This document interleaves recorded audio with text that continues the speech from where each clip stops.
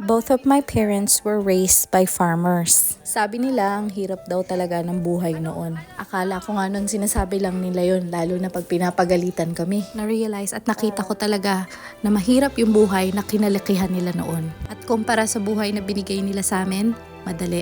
Naaalala ko noon, yung bahay namin, kubo, tapos yung sahig, lupa. Hanggang sa eventually, unti-unti nilang napalaki at napaayos. At dahil naniwala sa kanila yung parents nila at tsinaga talaga nila na makapagtapos ng pag-aaral, yun din ang values na in-instill nila sa amin na magkakapatid. Mapag-aral at makagraduate kaming lahat ng college. Sabi nga nila, meron daw talaga silang course na gustong kuhanin, kaya lang mahal. Kaya kinuha na lang nila yung program na afford nila at that time. Paminsan, tinatanong ko sila sa mga bagay na alam ko na ngayon. For example, yung pag-iipon or kaya pag-i-invest. Sabi nila, hindi na raw talaga nila naisip yun kasi ang goal talaga nila is mapagtapos kami.